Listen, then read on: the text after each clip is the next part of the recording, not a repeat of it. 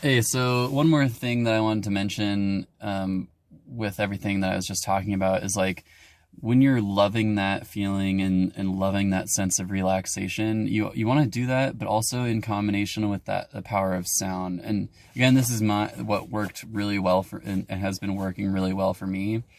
Is like going back into that loving that feeling of relaxation and combining that with the sound and loving the sound. So like you're loving the sensation of being relaxed and loving the knowing that you're doing it, and like you, even like I said, even if you have a little bit of doubt, because you're loving that other thought process and ignoring the doubt, the love overpowers it and takes control, because it's so much stronger.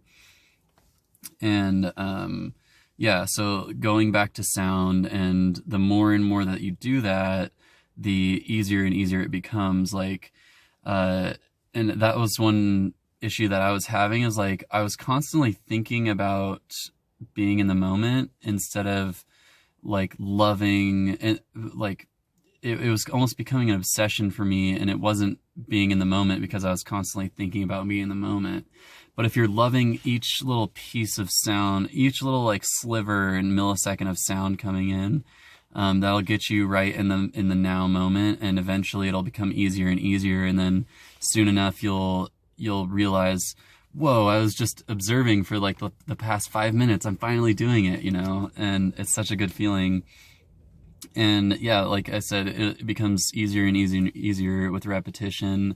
But that's the hard part, is just persevering through the this period, and like kind of now, and like when you're constantly thinking about what you need to do instead of doing it, and that's when yeah, just perseverance has to overcome that, and then eventually those beings and those outside energies won't want to test you anymore, and then you'll just be in the flow state and you'll be impervious. And then one more thing that I wanted to say is that what my guides have said to me is that once you do this, and once you're in the flow state long enough, or once you're in that enlightened state of like not even thinking about anything and just being, that's when your layers of your ego peel off the most. And like the more and more that you can do that, that's like your true state of being, and like the greatest personality traits that you have that are part of your soul will come to the surface more, and you'll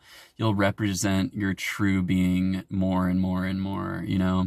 Like the past 2 years I had this, like out of nowhere. I mean, right before I had that bad acid trip, I was like really, really talkative person and loved being around other people and like being at parties and stuff. And then after that, I went through like this horrible social anxiety shit.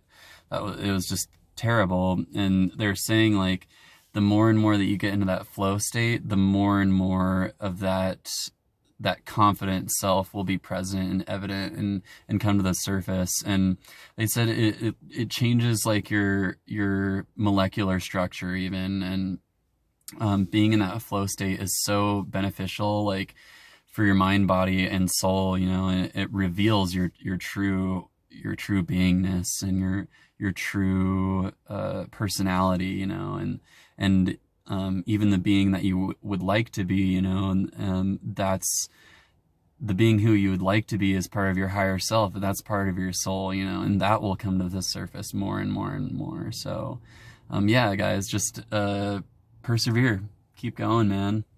You're almost there.